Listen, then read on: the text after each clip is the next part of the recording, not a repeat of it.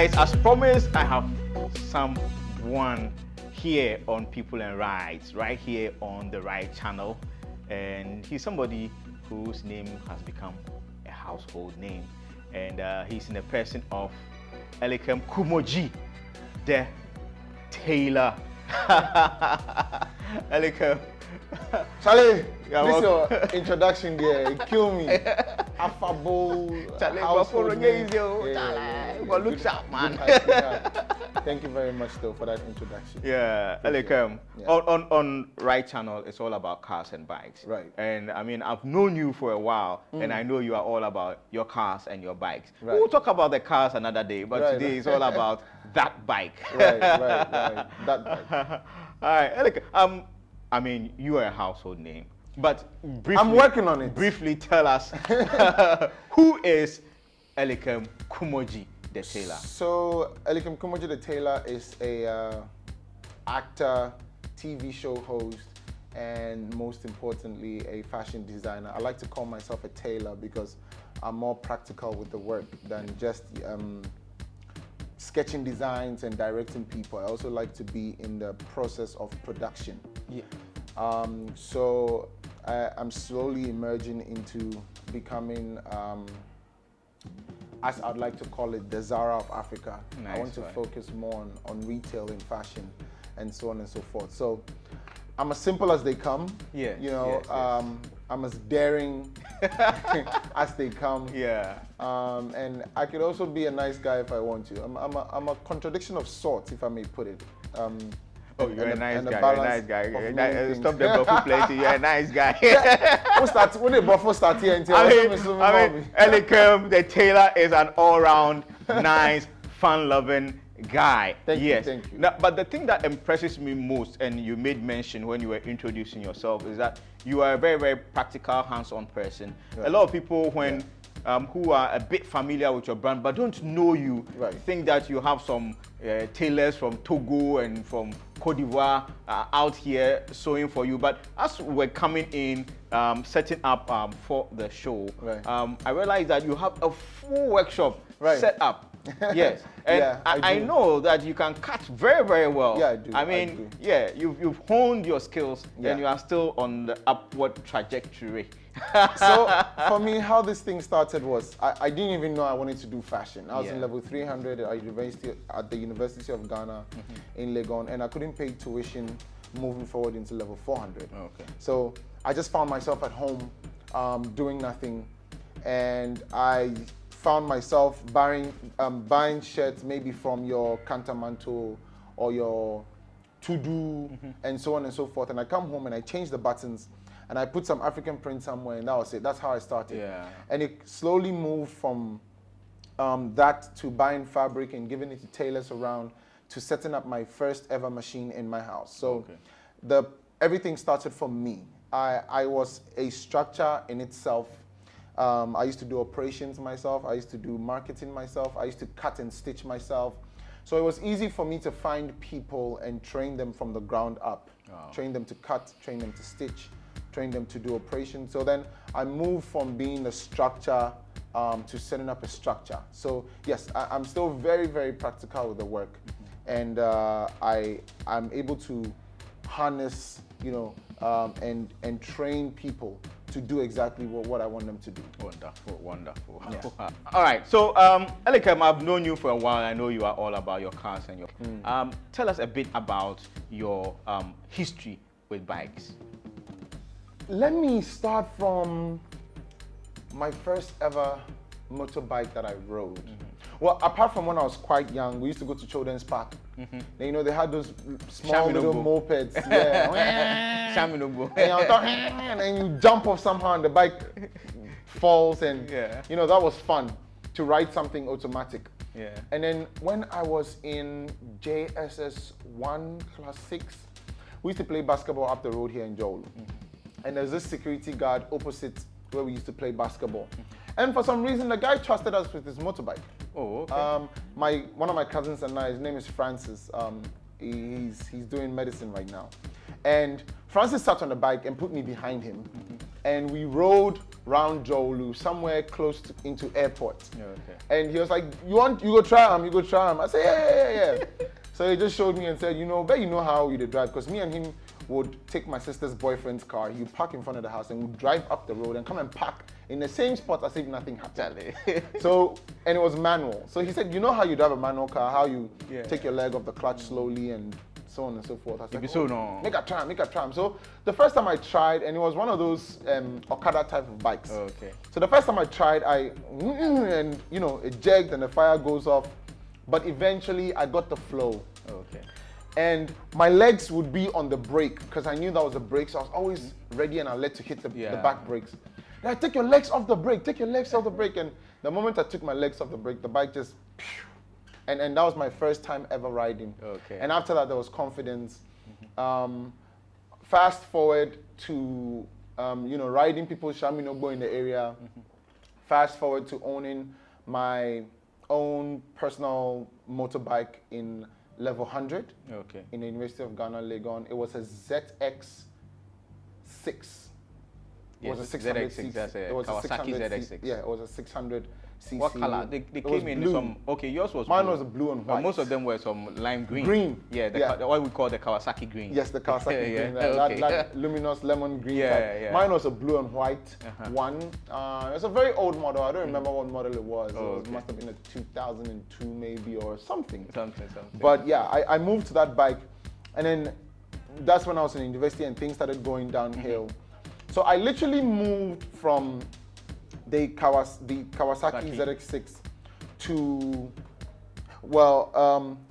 my very personal bike was a Yamaha. What do you call that 50cc Yamaha? It's a moped. They had a name I for think it's AG50 or something like that. I've forgotten, but yeah, I moved to a small little blue Yamaha moped. It was a 50cc, the two-stroke. Oh, okay. Yeah. Every couple of weeks, you have to change the oil, the yes, two-stroke yes, oil, two-stroke, because it burns out. Yeah. That was one of my favorite bikes, because I ride that bike and I'll sit with like a full body armor. Wow. With my helmet and my boots, because I had the body armor and everything from the big bike. Okay. And now I'm on a very small bike. Yeah. Contrast. Then I moved to the Kimco SYM. Yeah. It was a 125. They used to call it Koku Bunsam. Yeah. Because apparently it was a small bike, but it was fast. And it's troublesome too. Very troublesome. Then things started going well again. I moved to a CBR 600. The double R. The under seat. Yeah, with the exhaust. under seat exhaust. Then I moved to a Kawasaki ZX10. It was a red and black bike. Okay.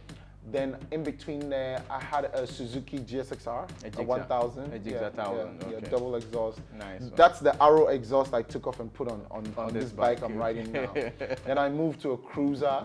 It was a VN800. VN800. That's Honda. a Honda VN800. Yeah, it was a chopper type. Chopper type. That's also one of my most cherished bikes.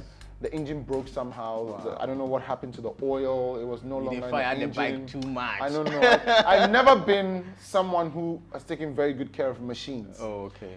So only now I'm trying to adapt a good maintenance culture. Oh, okay. And also I was quite young, youthful exuberance. Of course. You just get on the bike and ride. Yes, go. You don't wash it. And back in the day, if you have a bike, you know the job. Yeah. So all the money goes into the petrol. Thank you. As for the oil, we'll find a way. Money no day. They don't change oil, they do maintenance. Then from the cruiser, I now have the MT-09. It's 2016 model. MT-09. Now it's all about the MT-09. Yeah. Yamaha hit it big with the MT-09. MT-09. Yeah, the ride is amazing. Yeah. The aesthetics of the bike is just everything is to die for. Yeah, everything it's is proper. Wow. I like it. Let me ask you, what has been your most awkward bike moment? Oh, what, you want me to start showing my scars? So you see, one of my most feared falls was not. So my Gixxer, the way the Gixxer, I no longer have the Gixxer. I had a head-on collision with a military police guy at Elwak. What? So at the time when we were fixing the road, the cars didn't use the left lane. They were like oncoming traffic. Yeah, they were all so using the same road, you manage the same dual carriage road with them. And there was no car coming ahead of me, and I thought it was my road. So we're meant to stop. And you know this thing we do in Ghana where traffic lights say if you won't move. Yeah. So now I learned my lesson after that. We're meant to stop and I don't stop and I'm like, oh, let me watch and move slowly. Next thing I know, this guy's in front of me. Boom! Bang. The frame of the motorbike broke into two. cracked into two. Literally on the spot. Crazy. We moved the bike and wanted to put it at the back of our Busokai Macho and it caught fire because there was bird feed. And the petrol dropped. So now my bike and the car is burning. What? So I burnt half of the car that I had to replace, and then I had to fix the military police guy's car. Imagine you crash into a military police officer. Some counterpart for you. So that was my most horrific experience. I sure say the policeman said the way they think It was tragic. Yeah, you so know, email for you. Yeah. Those guys can be vicious. Oh man. yeah, it was tragic. It was tragic. And when it happened, I just got up and went and sat on the wall somewhere, kept my helmet on because I didn't want people filming and taking pictures of me, and next thing the news breaks. Yeah. Although it still broke, I don't know how people knew it was me. That was after Big Brother, right? Yes, it was after Big Brother. Good. Then it would have been. Oh yeah. I kept my helmet on, but people still knew it was me. It was in the news. So fast forward. No, before that, I was going to talk about my most horrific fall. It wasn't a head-on collision. It wasn't me falling in the University of Ghana. I also fell with a T-bread. You know that Suzuki GXSR, the very old one. Yeah. They call it a T-bread. The one that has a hump at the back. Yes. Fresh motorbike I took from my guys at Caprice because one Sunday I wanted to flex with the boys, Yaka and Meiso, rest in peace. And I'm riding down Pentagon Road and this car just comes out of the junction. Because cars don't usually come out of there, it's a dead end. Where they sell the beans. So the guy just shows up and I hit the brakes and there was some gravels. That was not my most horrific. That was also a very bad accident. I was, I had an issue with my waist for like a while. The most horrific was out of nowhere, Jolu Junction, gravels. I hit the front brakes and the bike just, like, these other accidents, I could almost see them coming, I'll jump off. But this one was just all of a sudden. I was on the floor. I was like, what the hell happened? That's where I got this scar from. Wow. So ever since then, I've been more careful of the road and the side of the roads and, my stopping and braking and curving more than being on an open road. Because being on an open road is open, you can see ahead of you, it's gliding, but driving through cars, someone can open a door for you. Story of my life. going on the corners of the road. So those ones for me are the more fearful and deadly type of accidents. You don't see them coming. All right. So what is that one moment on a bike, on your motorcycle that you always remember that brings peace, brings a smile to you when you're alone? It puts a smile on your face. You don't want to know. There was a passenger behind me and there was lots of things that happened, but we'll keep that story for another time. All right. Let's skip to the next question. Some of my most, lovely moments on the bike is been riding with someone, riding at the speed of, 20 kilometers per hour or even less. Just cruising. Just cruising, went up the mountain with your her, significant other. You know what I mean? And that was nice. It was soft. And sometimes it's late at night. I take off my helmet. She takes off her helmet. Wind blowing through her hair. As risky and dangerous as it is, you're living on the edge in such a lovely way. You know what I mean? Guys, please always put your head. Don't do that at home. Don't do that at home. All right. Let me ask. If you have all the money in the world, if you have all the time, all the connections, the space and everything, what are the bikes that I'm sure to see in your state? So you know what? I recently actually thought about this. I want to literally line up a quad bike, an ATV, off-road bike, like your... Maybe a CR400 or... Yes, or even maybe a Duke type of. Okay, so you're talking KTM. of proper off-roads. Yeah, proper off-road. Proper off-roads. Yeah, we can do the proper off-roads, but literally just to line up all types of bikes, my Africa Twin, African Twin. GS, your GS, BMW GS 1200 Adventure. Yes, I'll line that up as well. I'll line up maybe my Harley Davidson Fat Bob. Fat Bob. I love the Fat Bob. There's just something modern and sporty about it. About the At fat the same bulb. time, you know, the whole Harley Davidson concept of Yeah, you of know the being- fat bulb has this big Big tire tire in at the front back. and a fat one at the back. Yes, you know, yes. and it looks as if like a bulldog It's that is solid, it's about just- to just especially you know, from take off. behind. Yeah, I get it. I'm definitely.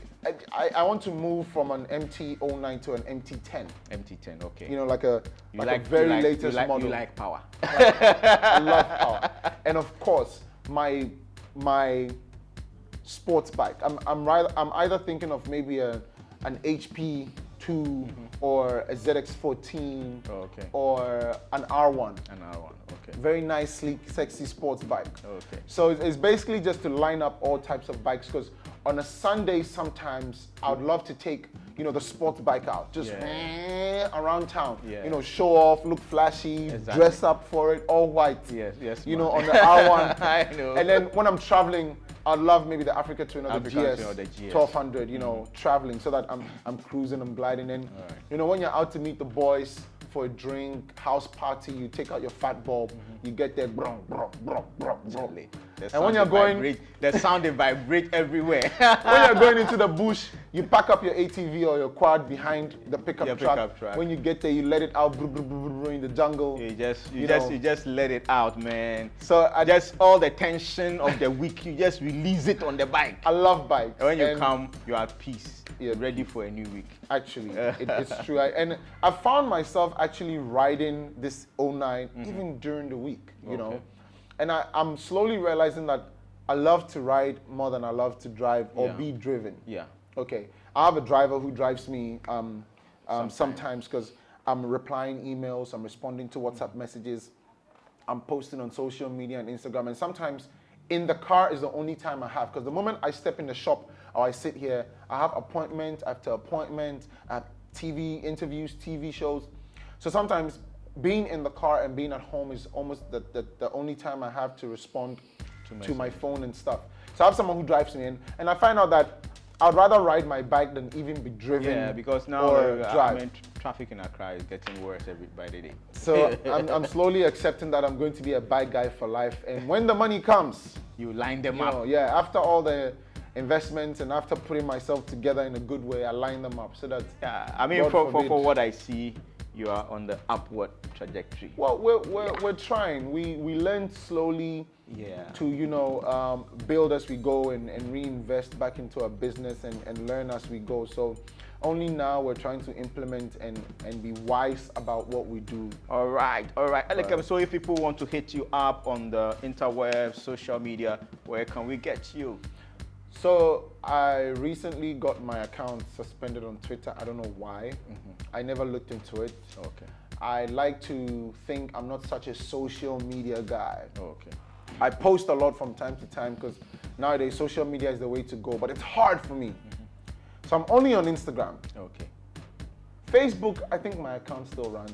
But it's Elikem Kumordzie on all the platforms. Okay. Instagram for me now, it's like a gallery where I put my clothes and the business. So I run a business page on Instagram, Elikem Kumordzie _ the Tailor, and Elikem Kumordzie on Instagram, and that's it. Alright guys, there you have it. We've been having a wonderful chat with Elikem Kumordzie, the tailor, and you heard it all from him. If you want to get in touch with him, just go on IG, Elikem Kumordzie _ the tailor. Here on the right channel, it's all about cars and bikes. We bring you the best. We've realized that a lot of you that watch our videos are not subscribed. We need the subscriptions so that we can bring you bigger, better things. So please don't forget to subscribe and also comment, like, and share with all your friends. Thank you for joining me and hope to bring you something bigger, better very soon. Bye for now.